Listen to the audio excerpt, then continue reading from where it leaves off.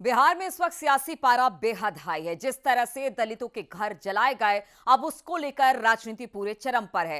ये पूरा मामला आपको बताएंगे, लेकिन उससे पहले हम आपको बता दें कि नवादा हादसे में अब तक 15 लोगों की गिरफ्तारी हो चुकी है। वहीं नवादा मामले में बिहार के मुख्यमंत्री नीतीश कुमार ने भी कड़ी प्रतिक्रिया दी है।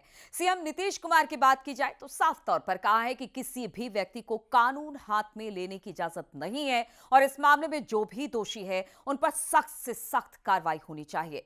आपको बता दें कि बिहार के नवादा में मुफस्सिल थाना क्षेत्र के देंदौर पंचायत के कृष्ण नगर स्थित दलित बस्ती को सुनियोजित तरीके से कई घरों को आग के हवाले कर दिया गया।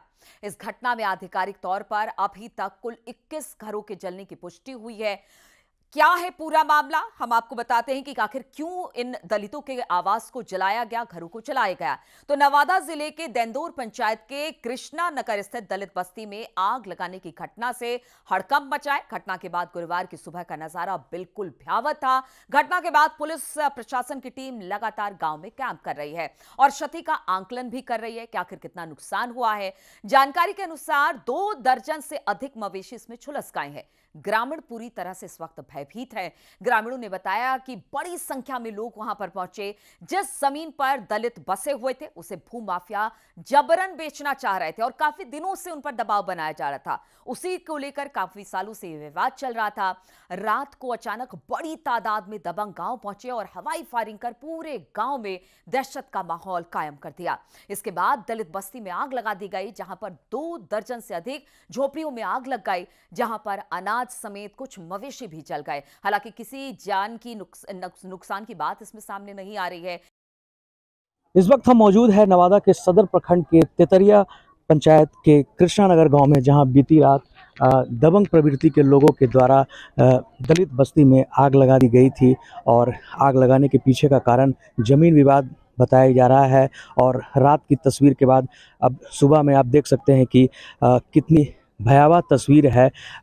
जो अभी जो सरकारी आंकड़े जो निकल कर आ रहे हैं वो लगभग 30 मकान को यहाँ पे क्षति पहुँचाया गया है। और सुबह की तस्वीर आप देख सकते हैं कि रात भर ग्रामीण जो है इसी तरह खुले आसमान के नीचे गुजारे हैं। उनका सारा कुछ निकल गया है और जितने भी उनके खाने पीने के अनाज से लेकर जितने भी रहने के, जितने भी उनके जीविकोपार्जन के जितने भी सामान थे सब जल चुके हैं और लगभग 2 दर्जन से अधिक मवेशी भी जल गए हैं। जैसा कि आप इस वक्त देख सकते हैं कि एक बकरी की बच्ची है, वो भी आग में झुलस गई है। और इस वक्त देर रात से ही प्रशासन एवं पुलिस की टीम जो है वो लगातार यहाँ पे कैंप कर रही है और यहाँ पे सरकारी स्तर पर जितने भी अधिकारी हैं वो इवैल्यूएशन का काम शुरू कर दिया गया है। और आप इस वक्त जैसा देख सकते हैं कि जिनके भी मकान जले हैं उनका रिपोर्ट लिया जा रहा है। ग्रामीण है, हम उनसे हम जानते हैं।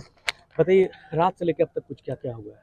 रात से अभी तक बहुत सारी चीज़ हुआ है, लेकिन इतना चीज़ जल गया है ना कि हम लोगों को आशा बहुत टूट चुका है। हम लोगों का मनोबल पूरी तरह से टूट चुका है।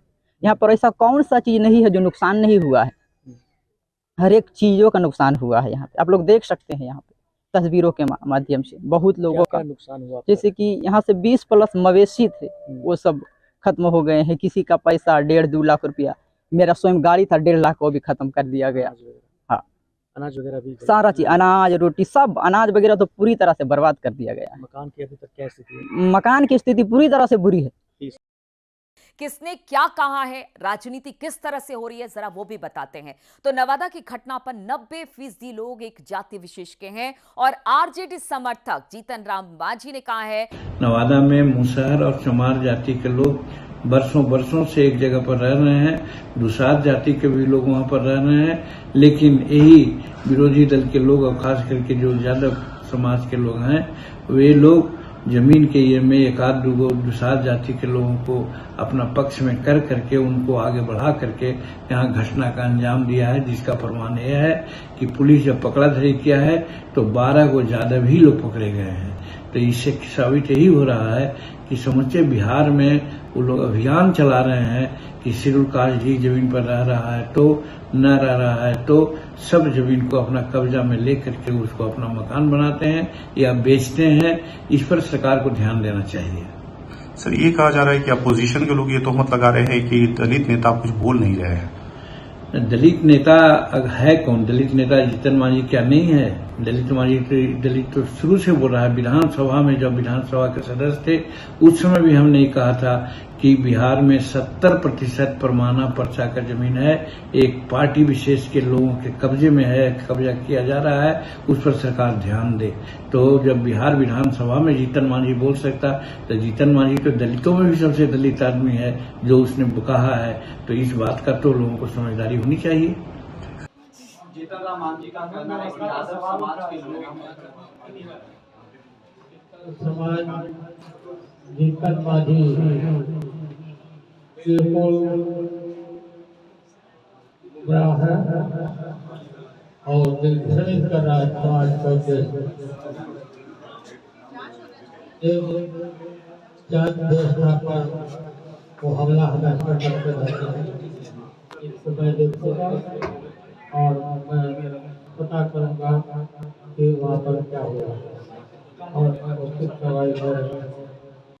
इसके पीछे जो है वो यादवों को जिम्मेदार ठहराया। बिहार में महाराजगंज से बड़ा महाराक्षस राज है, तेजस्वी यादव ने यह बात कही। एनडीए के सहयोगी पार्टियों के मुंह में दही जम गया है, मल्लिकार्जुन ने इस बात को कहा है। दबंगों पर सख्त कार्रवाइयों और सभी पीड़ितों का पुनर्वास किया जाए, प्रियंका गांधी इस बात को कह रही है। इसके अलावा अगर मायावती की बात की जाए तो उन्होंने भी कहा है कि गरीब दलितों के घरों को जलाकर उनका जीवन उजाड़ देना बेहद दुखद है और उनका पुनर्स्थापित किया जाए। बिहार सरकार को सभी दोषियों के खिलाफ सख्त कार्रवाई करनी चाहिए, राहुल गांधी ने इस बात को कहा है। अगर चंद्रशेखर की बात की जाए, यूपी की राजनीति में दलितों के एक बड़े नेता चंद्रशेखर कहलाते हैं। उनका कहना है कि वो अपना एक प्रतिनिधि मंडल भेजने वाले हैं नवादा और वहां पर देखेंगे कि क्या दलितों के साथ हुआ है और पूरी कोशिश करेंगे उनके पुनर्वास की। तो इस तरह से बिहार की जो राजनीति है इस वक्त दलितों को लेकर गरमाई हुई है।